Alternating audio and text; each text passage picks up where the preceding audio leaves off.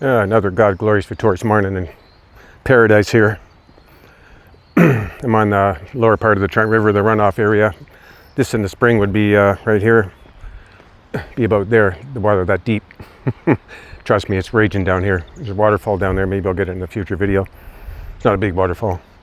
But here we're between locks 11 and 12 and lock 13. You can see part of the dam up there. The lock 11 and 12 is down here, and then lock 13 is north of town again on the Trent Severn waterway. You can look that up on Google, whatever. What I want to talk about here today is they call it the benefit burden thing.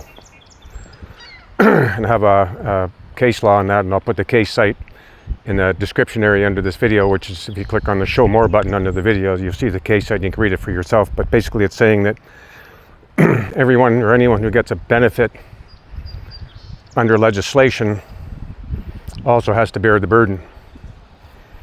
Put that in perspective, if you're claiming to be a Canadian, then that falls under the Citizenship Act.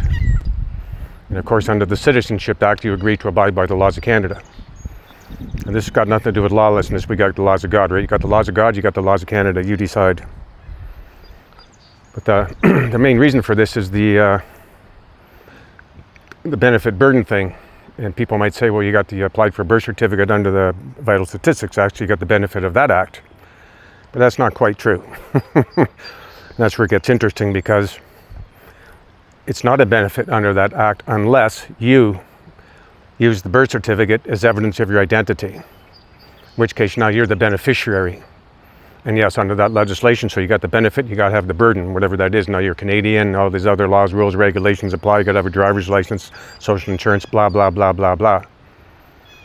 But you don't have to do that. And we know now that the birth certificate's not evidence of your identity, so there is an exception to the rule, and that is under the Vital Statistics Act. Just because you have a birth certificate, there's no benefit from that legislation in and of itself. It's just you get a birth certificate and you got a certificate, so what? It's what you do with it that determines your future. Keep in mind here, people, you're the benefactor, and the benefactor is the grantor. You're the one doing the work. You're the one that's transferring the titles from Joe Blow to the beneficiary, which is identified by the surname on the birth certificate and the registration.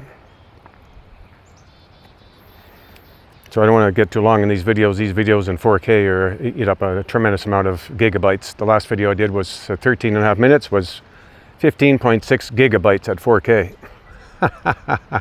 That's crazy. So this one's on HD, which would be 1080, so it'd be a little bit less, and I can run it to another program to reduce it, but I'd like to keep the quality a bit. So, but yeah, that's the point I'm trying to make here, is the if you get a benefit under legislation, then you have to also bear the burden. There's actually a law maxim about that. He who gets the benefit ought also bear the burden. Now, as the benefactor / grantor, it's the state that's the beneficiary that gets the benefit, and thus ought also bear the burden. Now, on that, I'm going to leave you with that to think about, people. And do think about it. Think it through. Think it through. Love you. God bless. Later. God never fails. Not possible. Have a God-blessed miracle day. Ciao for now. Over and out.